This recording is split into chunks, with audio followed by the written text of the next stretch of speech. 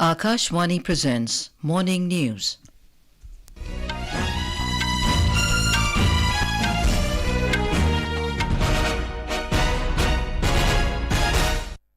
Good morning, I'm Anuja Kumar. The headlines. Heavy rain lashes several parts of Andhra Pradesh, Telangana and Tamil Nadu under the influence of cyclone MICHAUng. Nation pays homage to Bharat Ratna Dr. B.R. Ambedkar on his 68th Mahaparinirvan Diwas today. Zoram People's Movement leader Lalduhoma to be sworn in as the new Chief Minister of Mizoram on Friday. Government introduces face recognition and Aadhaar identification-based eKYC for farmers to ensure transparency in PM-Kisan scheme. And Men's Volleyball Club World Championship to begin today in Bengaluru. And now the news in detail. Heavy rain is lashing several parts of Andhra Pradesh, Telangana and Tamil Nadu under the influence of cyclone MICHAUng. Cyclonic storm MICHAUng is gradually moving northwards and is currently positioned over central coastal Andhra Pradesh. The India Meteorological Department said that the cyclone system is likely to weaken into a depression further into a well-marked low-pressure area by this evening. NDRF, in coordination with state agencies, are taking up rescue measures to restore normalcy in the severely impacted Nellore and Tirupati districts in Andhra Pradesh. More on this from our correspondent.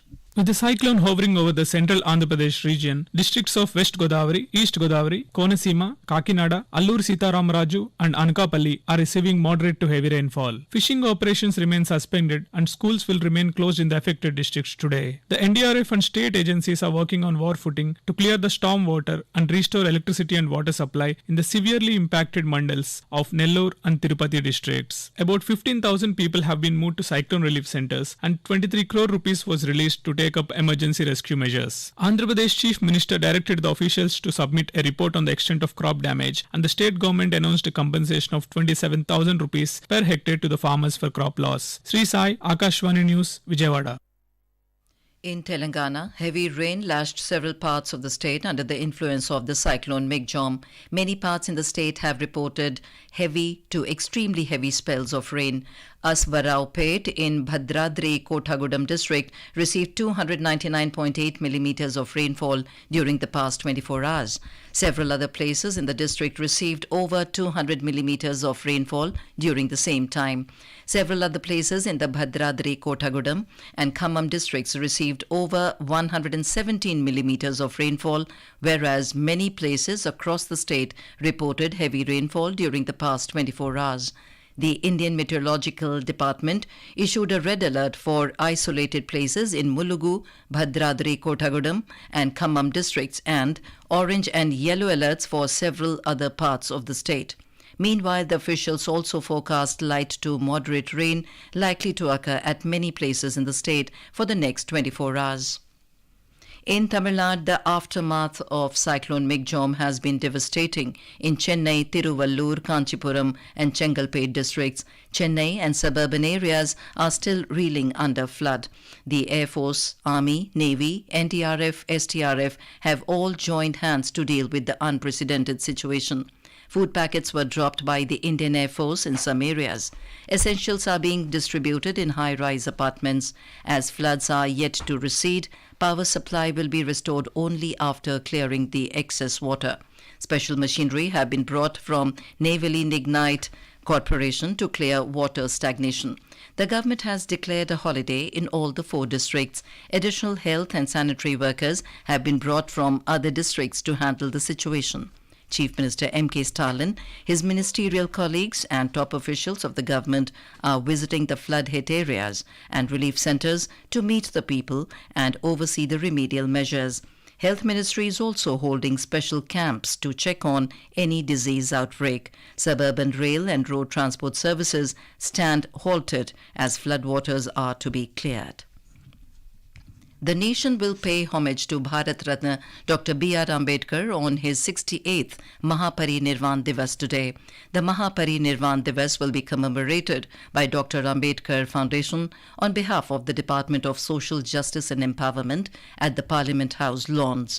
President Draupadi Murmu, Prime Minister Narendra Modi, Lok Sabha Speaker Om Birla, Union Ministers, parliamentarians and many other dignitaries will pay floral tributes to Dr. Ambedkar.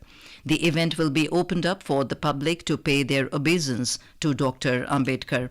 Social Justice and Empowerment Ministry said Dr. Ambedkar played a significant role in drafting the Indian Constitution and championed the cause of marginalized communities, especially SCs, STs, OBCs and women.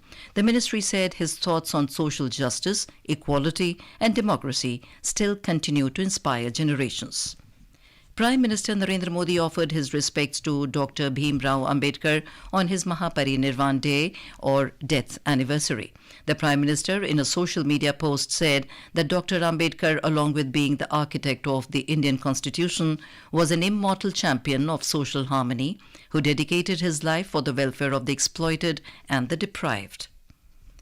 The government has introduced face recognition and Aadhaar identification-based eKYC of farmers to ensure transparency in the PM-Kisan Samman Nidhi scheme or PM-Kisan. Replying to supplementaries during the question hour in Lok Sabha, Agriculture and Farmers Welfare Minister of State Shobha Karandalaje said many fake entries have been submitted to receive the amount under the PM-Kisan Samman Nidhi scheme. She said to ensure good governance and transparency in direct benefit transfer to farmers, a new eKYC has been initiated after the release of the 13th PM-Kisan Fund. She said the process of eKYC is very easy and can be completed even through a mobile app. The Government of India has disbursed over 2.6 lakh crore rupees to more than 11 crore farmers under the PM-Kisan scheme. In the scheme, an amount of 6,000 rupees is transferred annually in 3 equal installments of 2,000 rupees directly into the bank accounts of the farmers.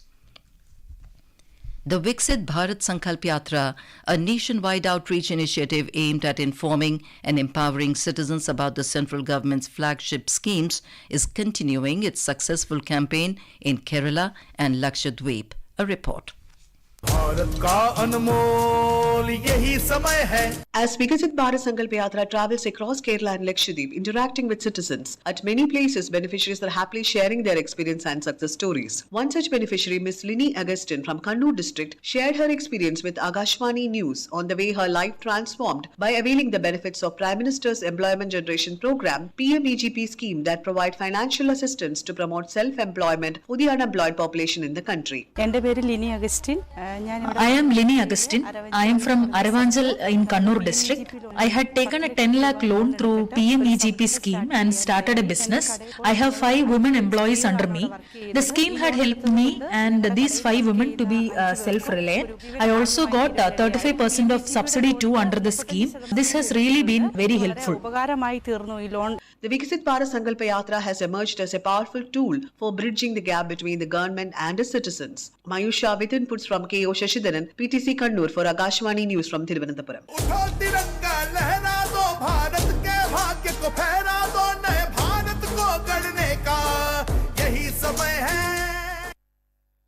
This is Akashwani giving you the news. For quick news updates round the clock, follow us on our Twitter handle at AIR News Alerts. Zoram People's Movement ZPM leader Lalduhoma will be sworn in as the Chief Minister of Mizoram on Friday. The ZPM emerged victorious in Mizoram Assembly polls by winning 27 out of 40 seats. Mizo National Front MNF won 10 seats, the BJP won 2 seats and Congress won 1. ZPM Chief Ministerial candidate Lalduhoma secured victory in Serchhip seat over J. Malsomzuala Wangchong of Mizo National Front by 8,314 votes. In Madhya Pradesh, the process of formation of a new BJP government is gaining momentum. A series of meetings and discussions is going on from Bhopal to Delhi. The BJP has won 163 out of 230 assembly seats, while Congress has won 66 seats and 1 seat has gone to others. More from our correspondent. Leaders of Madhya Pradesh are meeting each other and top leaders of the organization. At the same time, Chief Minister Shivraj Singh Chauhan has issued a statement saying that he is not a contender of the post of Chief Minister. मैं मुख्यमंत्री का दावेदार ना तो पहले कभी रहा और ना आज हूँ। मैं एक कार्यकर्ता के नाते सदैव भारतीय जनता पार्टी मुझे जो भी काम देगी उस काम को समर्पित भाव से सदैव करता रहूंगा। On the other hand, Chief Electoral Officer Anupam Rajan and Election Commission of India Secretary Amit Kumar yesterday handed over the notification of newly elected MLAs of all 230 assembly constituencies to Governor Mangubhai Patel. Meanwhile, a review meeting was held with all the candidates regarding the results of assembly elections at the State Congress headquarters. Senior Congress leader, including State Congress President Kamal Nath and former Chief Minister Digvij Singh, also attended the meeting. Sanjeev Sharma, Akashvani News, Bhopal. Ministry of Health and Family Welfare and the National Board of Examinations in Medical Sciences will organize a nationwide public awareness and training program on cardiopulmonary resuscitation (CPR) today. Briefing the media about the program, Health and Family Welfare Minister Dr. Mansukh Mandavia said the program aims at increasing awareness about immediate medical response to cardiac arrest. In Jammu and Kashmir, the Northern Railways has conducted a successful trial run of an electric train for the first time from Banihal Railway Station to Khari in Ramban district of Jammu Division. Senior officers and engineers from Northern Railway, along with officials from the Indian Railway Construction International Limited, were present on the occasion. The stretch over which the trial run was conducted is part of the 111-kilometer long Banihal Katra section of the Udhampur Srinagar Baramulla Rail Link project. Global ratings agency Standard & Poor's has said that India will be the world's third largest economy by 2030, but a major test for the country would be to unlock the immense opportunity and become the next big global manufacturing hub. On to sports. FIVB Men's Volleyball Club World Championship 2023 will commence at the Koramangala Indoor Stadium in Bengaluru today. This is the first time that the prestigious tournament will be held in India. The 5-day tournament will see 6 teams compete for the top honours. Prime Volleyball League Season 2 champions, Ahmedabad Defenders, will become the first Indian team to feature in the competition. The Defenders qualified for the Club World Championship after winning the Prime Volleyball League earlier this year. Setter Muthuswamy Abappu will lead the Defenders. The top 2 teams in the group stage will qualify for the semi-finals on December 9 and the final will be played on the 10th of December. In FIH Hockey Men's Junior World Cup 2023, India beat South Korea 4-2 in their opening match in Pool C at Kuala Lumpur in Malaysia yesterday. Arayjit Singh Hundal scored a hat-trick while Amandeep added another in the tally. And now for a look at today's newspapers, it's over to Anita Anand. Thank you, Anuja. All the dailies have mentioned the cyclone MICHAUNG making a landfall as a severe cyclonic storm with 17 people dying in Chennai. The pioneer writes Revant, his Telangana new chief minister, will take oath tomorrow. The paper adds BJP in huddle to pick CMs. The Economic Times notes the S&P Global Ratings attributing strong logistics framework key to make India the next global manufacturing hub under the headline, India to be third largest economy by 2030. Delhi Metro to start audio-based ads on 6 trains as pilot project, aiming to augment TMRC's revenue, cites the Hindu. Transgender people to get free higher education in Maharashtra, says the Indian Express. 2011 to 2020 is the warmest decade on record, according to World Meteorological Organization, says the Hindustan Times. And finally, Times of India writes about artisans from across the country will showcase their traditional crafts with an innovative twist to help revive dying arts at Atmanirbhar Bharat Center for Design, to be opened on Friday. And with that, it's back to you, Anuja. Thank you, Anita. And now, before we end the bulletin, the headlines once again. Heavy rain lashes several parts of Andhra Pradesh, Telangana and Tamil Nadu under the influence of cyclone MICHAUNG. Nation pays homage to Bharat Ratna Dr. B.R. Ambedkar on his 68th Mahaparinirvan Diwas today.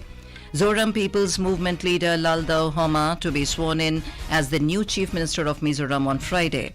Government introduces face recognition and Aadhaar identification-based eKYC for farmers to ensure transparency in PM-Kisan scheme. and Men's Volleyball Club World Championship to begin today in Bengaluru. And with that, we end the morning news. Have a nice